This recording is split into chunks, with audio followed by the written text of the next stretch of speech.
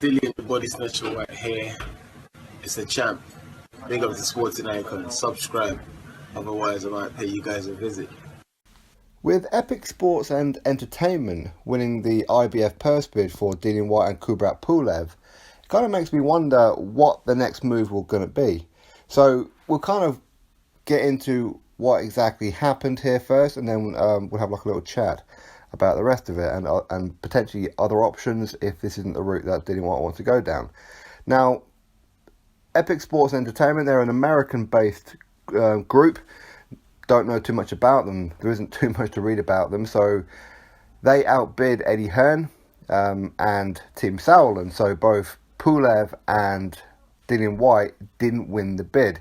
So this American company won it, which is good news for the fighters because obviously the more money is put into the purse bid, the winning bid, obviously the fighters get more money. Now, Epic Sports and Entertainment, I said they're an American company, and they bid $1.5 million. So it's not like they just beat Eddie Hearn and Tim Sauerland by a little bit, because Eddie Hearn, he bid $831,000 and Tim Sauerland bid $801.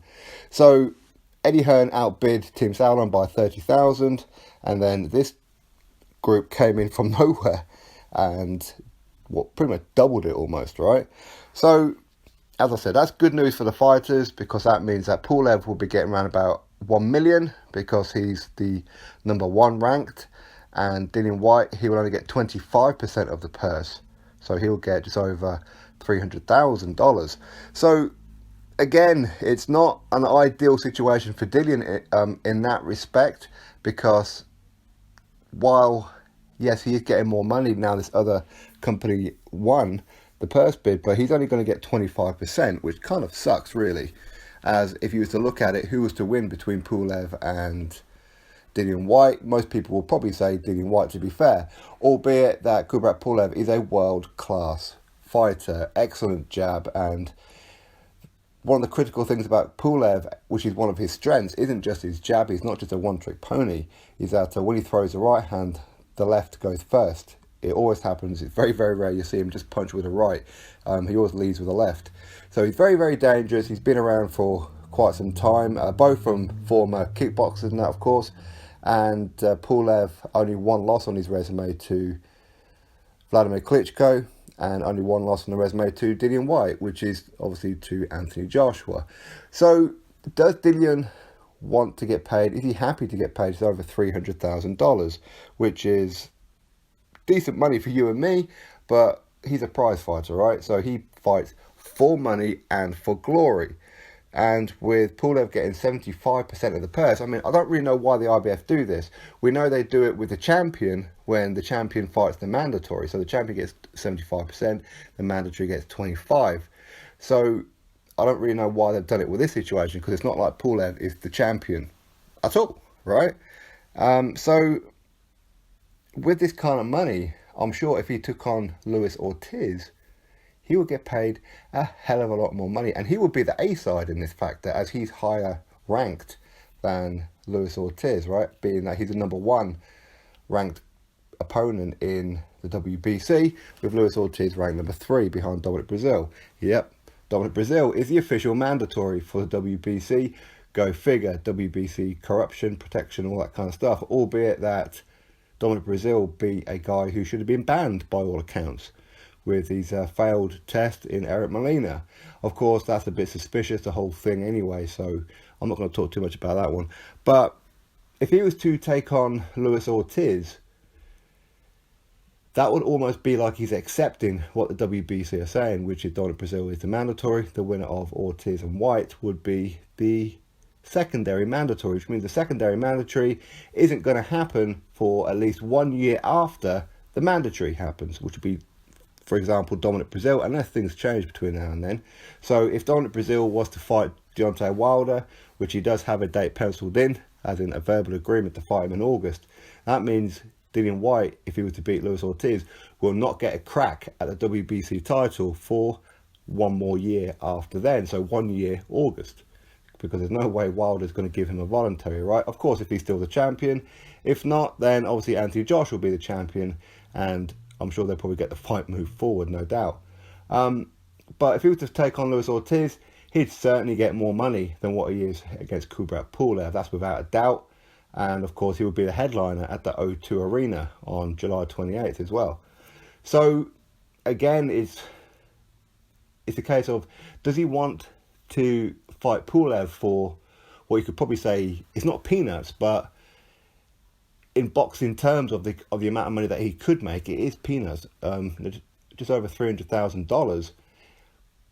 He could get a hell of a lot more fighting Luis Ortiz. So it's a flip of the coin, really, as to what he does. Because if he was to take on Pulev, yes, he would be the official mandatory for Anthony Joshua's IBF. But in theory, he could probably get Joshua anyway, right? He can get Joshua pretty much at any time once the mandatories are out of the way. It's not like with Wilder, where Wilder's running scared of him all the time. It's not like that's happening with Joshua. Joshua wants to fight Dillian Whyte, and Dillian Whyte wants to fight Joshua. But the ideal situation is Dillian Whyte fights Wilder, beats Wilder, then unifies with Anthony Joshua. But that isn't going to happen anytime soon, because Deontay Wilder's frightened to death of Dillian, and he's made that abundantly clear on numerous occasions, no matter how you look at it. So what does Dillian do? Does he take a risky fight against Kubrat Pulev for little money in comparison and become the IBF mandatory for a guy that he could probably get voluntary against anyway in Anthony Joshua, even though it's a quality fight and one hell of a scalp to have on the resume in Pulev? Most people who don't watch boxing won't agree with this one at all, but Pulev is a quality fighter. He really is. Or does he flip the coin and keep on with the WBC, keep on pushing and see exactly what it is that Eddie Hearn can do regarding the whole WBC matter? Fact being, they've installed Dominant Brazil, even though they said that they're not going to install Dominant Brazil as the official mandatory. They've promised Eddie Hearn and everybody else concerned, the press, everybody has proof of this, except they secretly told Dominant Brazil that he is the mandatory. And now have come back, and now of course the WBC don't really know what to do now, do they? So is it a case of Dillian goes down that route and then risks maybe by fighting Luis Ortiz, that will be almost an acceptance of their terms? Or does he just fight Kubrat Pulev for the IBF when he could fight for more money against Luis Ortiz? It's a difficult situation for him, no doubt. If he wants to have more money, then Luis Ortiz would be the option, no doubt. But again, a shot at Wilder, unless of course Joshua was to unify, then maybe. I mean, if the fight was to be confirmed between Joshua and Wilder, if Wilder can actually grow some nuts and come to the UK, which was originally the plan anyway, then Joshua will become the champion, and then Dillian Whyte will be the mandatory for the WBC, or get a shot at the WBC anyway. So him fighting for IBF WBC, not really that much great difference except money. He could fight for Pulev, 300,000, or however much as the main headliner. So it would be Whyte versus Ortiz at the O2 Arena, July 28th. So with Pulev, it'll be Pulev versus Whyte, as he's a 75% holder, I suppose, on that one, really. So for me and you, I know a lot of you guys would love to see Dillian Whyte and Luis Ortiz. That's one hell of a fight, and he would get paid a hell of a lot of money being the A side, especially if it's the same kind of rules as well. So Dillian Whyte will probably get around about 70%, maybe 65%, who knows, of the purse for Luis Ortiz. So he's easily going to double his money just by fighting Luis Ortiz. That will be the smart one to do, no doubt. It's a very winnable fight. Well, it's both of these fights are winnable fights for Dillian, in my opinion. So money or what? I mean, what would you do if you was Dillian? Would you go for the money and fight Luis Ortiz and risk Wilder not fighting Joshua? Who knows? The better situation would be Brazil and Dillian Whyte, wouldn't it? But WBC don't want to do that because they don't want to put Dillian Whyte anywhere near Deontay Wilder for the obvious reasons, because he would take that belt off him. No doubt about it in my mind.